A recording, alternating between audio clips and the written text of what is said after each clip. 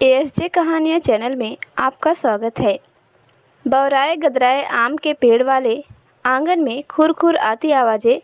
लगता है अम्मा ने फिर आज बर्तन वाली बाई के लिए बर्तनों का ढेर लगा दिया है। और मन ही मन कुड़कुड़ाती बाई खुरच खुरच कर पटक पटक कर काली कढ़ाई साफ कर रही है। पास ही धनिया की पत्ती तोड़ती अम्मा से जब बाई का यह बर्तनी अत्याचार बर्दाश्त नहीं हुआ तो वह बोल ही पड़ी, अरे क्या करती है, आहिस्ता से हाथ चला, कढ़ाई मांजनी है, तोड़नी नहीं है। तुम भी अम्मा आज पर बर्तन चढ़ाकर भूल जाती हो। देखो कैसी जलाई है तुमने यह कढ़ाई, और 4 घर के काम पड़े हैं। आधा वक्त तो तुम्हारे घर के बर्तन रगड़ने में ही निकल जाता है। बाई का भुनाता प्रत्युत्तर था। अम्मा बाई के इस प्रत्युत्तर को आगे बढ़ा पाती कि इसके पहले सिकड़ी पर चढ़े कुकर ने अम्मा को सीटी बजाकर बुला लिया। अम्मा बाई को बिना कोई जवाब दिए हे राम की ऊर्ध्वश्वास के साथ टेक लगाती लड़खड़ाती सी रसोई के तरफ चल पड़ी। कुछ ही समय पश्चात रसोई से शांति संधि की भावना से लबरेज अपेक्षाकृत मृदु आवाज़ आई, विमला चाय पिएगी क्या? गर्म तासीर वाली चाय का चैन पहुँचाने वाला ठंडा असर हुआ। विमला बाई की सारी चिड़चिड़ाहट मंद मुस्कान में तब्दील हो गई। धुले बर्तन रसोई में रखते हुए वह बोली, आज आपने अभी तक नहीं पी क्या? अरे नहीं, वकील साहब के लिए जब बनाई थी तब पी थी, अब तेरे लिए बना रही हूँ तो 2 घूंट मैं भी पी लूँगी। अम्मा अपने 40 साल पुराने वैवाहिक काल के सबसे प्रथम पर सबसे पुख्ता सबूत अपने पति को वकील साहब कहकर पुकारती थी।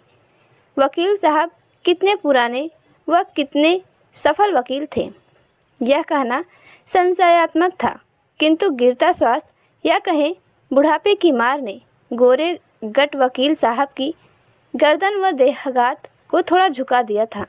उनका दुबला पतला अकड़ा सा व्यक्तित्व उनकी वृद्धावस्था के कारण था या बीती रात की कड़कड़ाती ठंड ने उनकी देह पर ऐसा प्रभाव डाला था, यह कहना भी मुश्किल था। खांसते खखारते पुराने भड़ भूदे से काले कोट में उनकी देह यष्टि और सिमटी सी जान पड़ती, लेकिन इतना सब होने के बाद भी वह अम्मा के ही मैन थे। उनके घर के पिछवाड़े वाले आंगन में आम, अमरूद व आंवले के पेड़ लगे थे। ठंड की धूप अपनी समग्र लदकद के साथ अम्मा के आंगन में पसरी थी। वहीं आंगन के एक कोने में छोटा सा चूल्हा जलाए अम्मा वकील साहब के नहाने का पानी गर्म करती रहती थी। वकील साहब पिछवाड़े के गुसलखाने में जब अपने पट्टी वाले झोले नुमा कच्छे में प्रवेश करते तो अम्मा हाथ में तौलिया लिए वकील साहब की अर्दली में चुस्त मुस्तैद रहती। वकील साहब की तरह ही थोड़ी झुकी हुई दुबली पतली अम्मा लगभग सफ़ेद हो गए बालों में वकील साहब का साथ उनके काले बालों वाले अतीत से अनवरत निभाती चली आ रही थी। 67-68 की उम्र वाली अम्मा सुहाग के एकमात्र चिन्ह से भी कभी खुद को वंचित नहीं रखती थी। कांच की खनखन बजती चूड़ियों से भरी कलाइयाँ, माथे पर लाल बड़ी बिंदी, पैरों में पाजेब, बिछिया और गले में पड़ा नाम मात्र के सोने वाला काली गुथनी से सजा मंगलसूत्र। अम्मा जब सफ़ेद बालों में ढेर सा सिंदूर लगाती तो आसपास के सफ़ेद बाल भी गुलाबी रंगत में रंग जाते। अम्मा तीज पूजती तो चतुर्थी में भी उपासी रहती। 11 में एक अन्न खाती तो पूर्णिमा पर चंद्र को अर्घ्य देना कभी नहीं भूलती। परमा हो या छठ, भगवान और अम्मा का साथ बिना किसी गठबंधन के 7 जन्मों के प्रण सा मजबूत था। वकील साहब को भोजन जिमा कर अम्मा के होठ किसी चालीसा में रत हो बुदबुदाने लगते। वकील साहब के भोजन के पश्चात अपर्याप्त बची आलू टमाटर की रसीली सालन पानी का साथ पाकर और रसीली हो उठती। सिगड़ी में सिकी काठ जैसी रोटियों को अम्मा रसीली सालन में भिगोकर अपने बिना दांत वाले मसूड़ों से बहुत देर तक चबाती रहती। अकेले में भोजन करती अम्मा कभी कभी विचार मगन हो जाती और अचानक से थाली एक ओर सरका कर सुबक सुबक कर रोने लगती। शायद भोजन से जुड़ी विगत स्मृतियाँ अम्मा के कलेजे में आकर अटक जाती और उन स्मृतियों में बसा दुख उनकी आंखों से अश्रुधार बनकर टपकने लगता। ऐसे में आम की बौर खुरसती चिहुकती चिड़िया अपनी स्पष्ट चहचहाहट से अम्मा का दुख बांटने का प्रयास करती, पर इस सब से बेखबर अम्मा मानो अपने अंतर्मन में जैसे किसी चलचित्र का फ्लैशबैक देखकर दुखी हो जाती। अम्मा के इस दुख का कारण उनके एकमात्र युवा पुत्र की असामयिक मृत्यु थी। जीवन स्तर से निम्न मध्यम वर्गीय परिवार का यह पुत्र बहुत मेधावी रहा हो, ऐसा कुछ नहीं था। अध्ययन में औसत रहे इस पुत्र का इसकी टोपी उसके सिर वाला धंधा था। अम्मा और वकील साहब बस इतना जानते थे कि उनका पुत्र किसी कपड़े की दुकान में काम करता है, लेकिन अम्मा के बेटे के धंधे ट्रिक वाले होते थे जिन्हें आपराधिक नहीं कहा जा सकता था। जब कभी लड़के के धंधे में अतिरिक्त आमदनी हो जाती तो रात्रि भोज में सादी सालन के साथ मिठाई नमकीन का चटकारे भरा समागम हो जाता। कम सुविधाओं वाला यह घर फिर भी खुशियों की गुनगुनाहट से भरा रहता। तीनों प्राणी अपने अपने हिस्से की खुशियों का आदान प्रदान मुक्त हस्त से एक दूसरे को करते रहते और इस तरह से गृहस्थी अपनी चाल से मस्त चलती रहती। अम्मा जब संतान साते का उपवास रहती तो वकील साहब गुड़ मिलकर अम्मा के लिए पुए बनाने में मदद करते, और जब अम्मा हरितालिका तीज पर वकील साहब के लिए निर्जला रहती तो बेटा बड़े मनोयोग से अम्मा के गौरा शिव के लिए फूलों का फुलेरा बना देता। ठंड में जब वकील साहब खेत में पीटता खदबदाता गरम गुड़ लेकर आते तो अम्मा अपने सपूत के लिए गर्मा गर्म गुलगुले घी की कढ़ाई में छोड़ देती। कम में ही सही तीनों से बनी यह छोटी सी गृहस्थी डोलती हिचकोले खाती मस्ती से चल रही थी। तभी इसमें एक विघ्न आ गया। बीती शाम से अम्मा का बेटा कुछ कांपता सा नरम गरम था। रात होते होते उसे तेज ज्वर ने जकड़ लिया।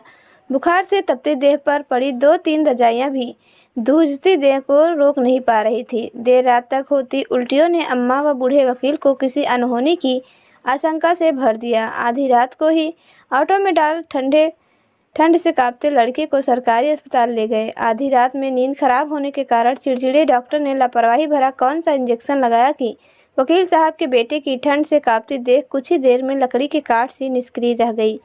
लड़के की निर्जीव देह को हिलाते डुलाते अम्मा और वकील साहब कुछ देर तो समझ ही नहीं पाए कि कोई अनहोनी हो गई है। मृत देह पर जब नीले नीले निशान उभरने लगे तब घिघियाते से वकील साहब ने कंपाउंडर से उनके बच्चे को बचाने की मिन्नत की। आए दिन की मौतें देखने का अभ्यस्त कंपाउंडर संवेदनहीनता से उठा और थोड़ी बहुत जांच करने के पश्चात भावविहीन होकर बोला, लड़का मर गया है, ले जाओ। स्ट्रेचर नुमा पलंग पर निर्जीव पड़ी देह को अम्मा और वकील साहब ने एक बार एक नज़र देखा, लेकिन जैसे कंपाउंडर के वाक्य का उन पर कोई असर ही नहीं हुआ हो। लड़के की कलाई थाम वकील साहब ने पुनः कंपाउंडर से दारुण विनती की कि वह एक बार उनके लड़के को प्राण दान दे दे, लेकिन मौत की तरह ही स्पंदन विहीन एवं भावना विहीन कंपाउंडर तेज स्वर में बोला, अरे दादा कहा ना आपसे, इसमें जान नहीं है, ले जाओ इसे यहाँ से। सुबह होने को है, अभी बाकी मरीज आने शुरू हो जाएंगे। अम्मा और वकील साहब जैसे इस बात पर भरोसा ही नहीं करना चाह रहे थे। अम्मा अपने बेटे के गाल सहला रही थी मानो उसमें प्राण फूंक देना चाहती हो। किसी इमारत की नींव में विस्फोटक भरने के बाद इमारत की जो हालत होती है, लगभग वही हालत वकील साहब की थी। पास में ही खड़े किसी व्यक्ति ने उन्हें पहचाना और उनके साथ घटित इस महाभयानक हादसे से उनका परिचय करवाया। अम्मा की चीख इतनी हृदय विदारक थी कि वह उनके सीने में ही घुट के रह गई। वकील साहब तो जैसे सिर्फ अस्थि मज्जा का ढांचा शेष रह गए थे, मानो स्मृति स्पंदन संवेदन चेतना की बूंदें दुख के जेठ की निर्दयी कड़कती धूप के द्वारा सोख ली गई। जब पुत्र की मृतदेह घर पर लाई गई तो लगा आंगन के पेड़ की छांव में एक मृतदेह नहीं 3 मृतदेह पड़ी हों। रोज के व्यस्त आवाज़ों से भरे आंगन की सभी ध्वनियाँ मृत प्राय थी। बची थी तो बस मौत से रंगीन नीरवता की निशब्दता। लड़के का अंतिम संस्कार हुआ, लेकिन इस अंतिम संस्कार ने मानो घर के सभी संस्कारों की इतिश्री कर दी थी। अब आंगन में चालीसा नहीं गूंजता था। अम्मा की चूड़ियों में खनक शेष नहीं थी। सुबह सवेरे नहाने के लिए वकील साहब का ची ची करता हैंडपंप कुछ शांत सा पड़ गया था। वकील साहब और अम्मा साथ रहकर भी जैसे साथ नहीं थे। रोज़ की अनिवार्यता रिवायतों के बीच शायद ही कभी ऐसा होता हो कि दोनों पति पत्नी नज़र भर एक दूसरे को देखते हो। आंवला नवमी पर अम्मा के घर पर सजी धजी मंगल सोहरे गाती महिलाओं की टोली अब इस आंगन से बचकर निकल जाती थी। ढोलक की थाप कहीं खो गई थी। कभी कभी तो घर की दीवारें एक दूसरे को याद दिलाती थी कि घर में दो जिंदा इंसानों का निवास भी है। घर में छिपकलियों की टर-टर और चूहों की उछल कूद के रूप में मात्र जिंदगी शेष थी। एक दोपहर जब अम्मा अनमनी सी बैठी अनाज से भरी सूप में उंगलियां फिरा रही थी कि द्वार पर तेज दस्तक हुई। दरवाज़ा खोला तो देखा एक हष्ट पुष्ट देह वाला युवा पुरुष खड़ा था। चेहरे का ताव तीखी चुभती आंखें व फड़कती मूंछों से स्पष्ट था। पुष्ट देह पर झूलते ढीले कुर्ते की बाहें मांसल भुजाओं पर परत दर परत इकट्ठा थी। अम्मा की आंखों में युवा ने खुद को लेकर अपरिचित भाव की प्रतिक्रिया देखी तो वह खुद ही थोड़े तेज स्वर में बताने लगा, देखो आंटी, तुम्हारे लड़के ने हमारे से 15,000 रुपये उधार लिए थे। महीना भर से तुम्हारे आदमी के चक्कर लगा रहे हैं कि हमारी रकम वापस कर दो, लेकिन आज तारीख तक हमारी रकम की एक अठन्नी भी हमको वापस नहीं मिली। इसलिए मजबूर होकर आज हम घर पर आ धमके। एक सांस में कितना कुछ रोबदार आवाज़ में अम्मा के कानों से आ टकराया। अम्मा कुछ समझ पाती इसके पहले आगंतुक का स्वर पुनः गूंजा, आंटी, हमारे रुपए तुम्हारे लड़के ने लिए थे। हमें पता है कि वह मर गया है। इतने दिनों से गम खाए थे, लेकिन अब हमारी भी गुंजाइश खत्म हो गई है। बहन बैठी है घर में ब्याहने, उसकी भी बात पक्की सी है। कल को हमें भी उसका दहेज जुटाना है। अरे अब जब खुद का ही पेट खाली है तो परमारथ कहाँ से सूझे। कड़कती आवाज़ में की गई उगाही के कारण अम्मा के चेहरे पर बेचारगी व विवशता के भाव स्फुट हो उठे। लाचारी का भाव अम्मा के चेहरे पर इतना अधिक स्पष्ट था कि इसने युवा के क्रोध पर नरमियत का छिड़काव कर दिया। दुख का आधिक्य अथवा बुढ़ापे का कारण अम्मा की पलकों की परतें आंखों की पुतली के ऊपरी हिस्से पर ढुलक गई थी। अम्मा से अपेक्षाकृत नरम लहजे में युवा ने अपनी रकम प्राप्ति की बात दोहराई और वहां से डगमगाता सा चला गया। शाम को जब वकील साहब घर वापस लौटे और खूंटी पर अपना काला कोट टांगने लगे, तब हाथ में पानी का गिलास लिए अम्मा ने दोपहर वाली घटना सुनाई। पहले से ही सब जानने वाले वकील साहब ने संक्षिप्त मुँह से अपनी सर्वज्ञता जाहिर की। उनके इस अनुत्तीर्ण भाव से अम्मा थोड़ा सा चिढ़ गई। हूँ क्या, कौन है यह लड़का और काय के पैसे मांग रहा है हमसे? अम्मा के प्रश्न में किंचित रोज था। बोझ ढोते कंधों के साथ वकील साहब पास पड़ी चारपाई पर निढाल से बैठ गए। अम्मा की आंखों के स्पष्ट प्रश्न बचकर निकलना जब संभव नहीं दिखा तो वकील साहब बोले, दिवाली पर अखिलेश अम्मा का लड़का ने इस लड़के से उधार पर 15,000 की रकम ली थी। अब यह लड़का गजानन अपनी रकम वापस चाहता है। अपने प्रश्न का उत्तर पाकर अम्मा चिंतित सी वकील साहब के पास बैठ गई और विचारक विश्लेषण करती हुई बोली, अरे हाँ, अखिलेश लाया तो था रुपए, लेकिन वह तो कहता था कि उसने मालिक से एडवांस लिया है। उन रुपए में से कुछ बचे हैं क्या? वकील साहब ने एक उम्मीद भरा प्रश्न अम्मा से किया। कुछ पैसे तो व्रत त्योहार में खर्च हो गए और बाकी बचे तुम्हारे भाई पुरुषोत्तम की लड़की के ब्याह में 1,500 बचे थे। वह दवाइयों की भेंट चढ़ गए। उम्मीद तोड़ता जवाब वकील साहब के पूछे गए सवाल के परिणाम में प्रस्तुत था।